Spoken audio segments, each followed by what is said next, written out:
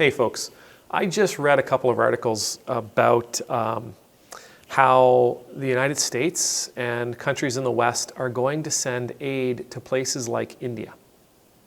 So India right now, if you haven't been following it, they are experiencing a massive, absolutely massive flood of COVID-19 cases.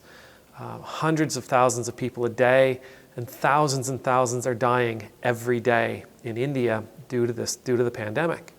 And so countries are offering assistance, and they're sending assistance. They're sending vaccine, they're sending money, they're sending the things that a country going through this might need.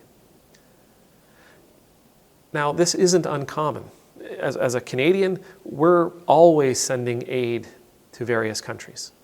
We're always sending aid to various countries for numerous things, whether that's aid in the form of food, in the form of medicine, in the form of personnel and expertise. Maybe it's equipment. Maybe it's just simply cash or a line of credit so that they can buy something from us. Countries often find themselves in a place where they are helping out other countries who are in need.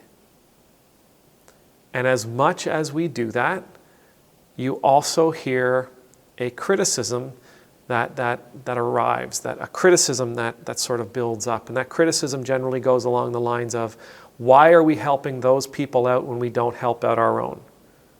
We should help out our own poor before we help out them.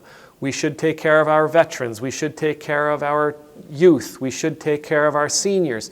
We should take care of some other group that is struggling within our country before we take care of a foreign people. On a very shallow level, these arguments make sense. Yeah, we absolutely should help out our seniors. We should help out our veterans. We should help out our youth. We should help out those people who are suffering mental illness. We should do something for the poor, for the homeless here in our own countries. Absolutely. But this isn't a this or that moment. It's both. And the reason why it's both is because both are incredibly valuable to our nations. Helping out other countries has a huge amount of value to us. It is incredibly beneficial to us. Just as we want to raise up the people in our own nation, and we can do that through spending or through other forms of assistance, we should be willing to do that for another country. And the reason actually comes back to Jesus' teachings again. For the Christian, we are taught to love others, to love our neighbors, to love the people in our community as Jesus loved us, which is sacrificially. We are called to love them as we love ourselves. If there is somebody in my neighborhood who is in need of housing and they're living on the street, if I am able to help them find a place to live, if I'm able to help them eat a healthy diet, if I'm able to help them gain an education or gain some training, if I'm able to help them live a better life, if I'm able to help lift them up out of the poverty that they feel, whether or not they are lifting themselves is irrelevant. If I'm able to offer myself into their life in a loving way that helps build them up, that props them up, then my community ultimately gets better.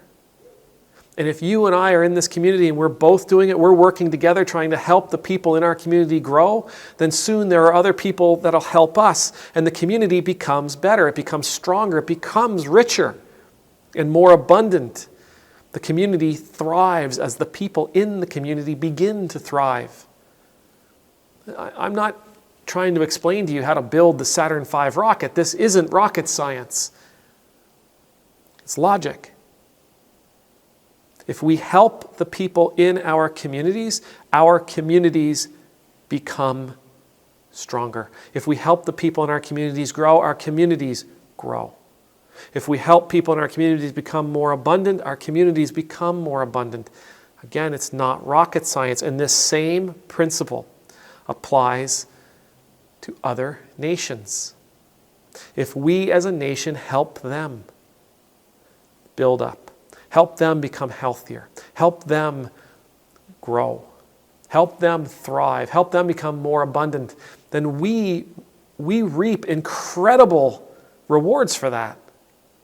That part of the world becomes a little bit safer, and we don't have to send our children over there to make peace. That particular country becomes more abundant, and they are able to help their neighbors become more abundant, which means that region becomes more abundant, which means we have to do less to help out over there. When Jesus tells us to love our neighbors as ourselves, when he tells us to take care of the people around us, yes, it's very altruistic. It's a wonderful thing that we're doing. It genuinely is. It's a genuinely nice thing, and we should feel good just because we've done it.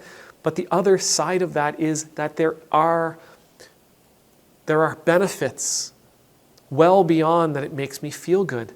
There are literally tangible benefits to building people up, whether they live next door or they live on the other side of the planet. There are tangible rewards that we will experience by doing it. So the United States is going to help out India. Canada is going to help out other countries. I applaud you. What about the people in our nations? We need to take care of them too. We need to take care of them too. Well, where are we going to find the money for that? Well, how about we start taxing major corporations? How about we raise the corporate income tax? How about when a bank in Canada makes $40 gazillion, we ask for a certain percentage of it back to help fund this kind of stuff? How about when the mega rich buy that third yacht that has 2 yachts inside of it and 14 jet boats? How about we ask them to pay a little bit of a higher tax on what is an obvious luxury?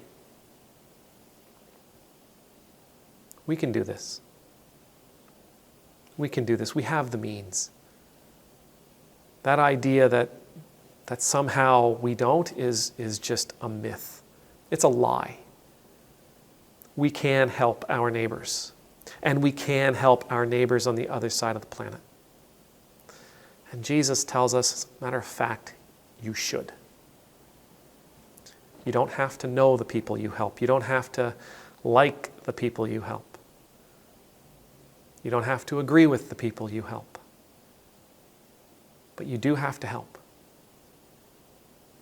May the Lord bless you. May the Lord keep you. May the Lord's face be made to shine upon you and be gracious to you. May the Lord's countenance be lifted up to you. May you always know the peace of being in the Lord's presence.